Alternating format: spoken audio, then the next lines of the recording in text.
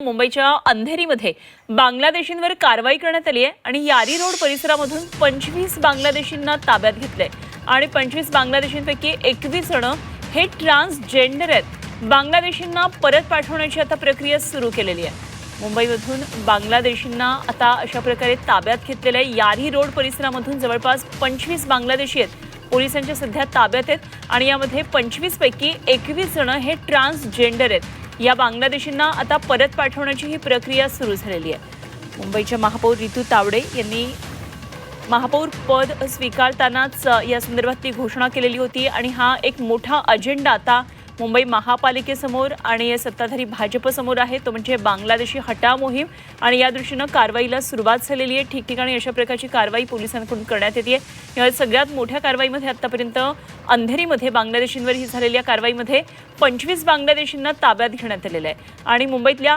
यारी रोड परिसरातून 25 बांगलादेशींना ताब्यात घेतले, त्यापैकी 21 जण हे ट्रान्सजेंडर आहेत। महेश बागल आमचे प्रतिनिधी आपल्याबरोबर आहेत, आणखी सविस्तर तपशील जाणून घेऊया। महेश, 21 जण ट्रान्सजेंडर आहेत, 25 बांगलादेशींपैकी आता त्यांना परत पाठवण्याची प्रक्रिया सुरू झाल्याचं कळतंय। काय नेमके कारवाईचे तपशील आहेत? पोलिसांच्या विशेष शाखेने त्यांच्याकडून राबवण्यात येणाऱ्या ऑपरेशनच्या दरम्यान मुंबईतील वर्सोवा पोलीस स्टेशनच्या हद्दीत कारवाई केलेली आहे। मुंबई पोलिसांच्या एटीएस टीमने अंधेरी पश्चिम यारी रोड परिसरात 25 बांगलादेशी नागरिकांच्या विरोधात मोठी कारवाई केली आहे। पोलिसांनी 25 बांगलादेशी नागरिकांपैकी 21 ट्रान्सजेंडर, 2 महिला आणि 2 पुरुष अशा बांगलादेशी नागरिकांना आपल्या ताब्यात घेतलेलं आहे आणि त्यांना त्यांच्या देशात पाठवण्याची प्रक्रिया सुरू केलेली आहे। महत्त्वाचं म्हणजे हे सर्व बांगलादेशी नागरिक बेकायदेशीरपणे भारतात दाखल झाले होते। गेल्या काही वर्षांपासून मुंबईत ते राहत होते आणि अटक केलेले आरोपी हे बांगलादेशात बेकायदेशीरपणे कोलकाताच्या मार्गे मुंबईत दाखल झाले होते आणि त्यांच्यासोबत जी काही इतर जण होते ते दिल्ली आणि गुजरातला गेले होते आणि काही जण त्याच मार्गाने परत मुंबईत पोहोचल्याचं त्यांनी त्यांच्या पोलीस तपासात कबूल केलेलं आहे। या आरोपींकडे मोठ्या प्रमाणात भारतीय कागदपत्रे ही बनावटरित्या तयार करण्यात आल्याचं पोलीस तपासात निष्पन्न झालेलं आहे।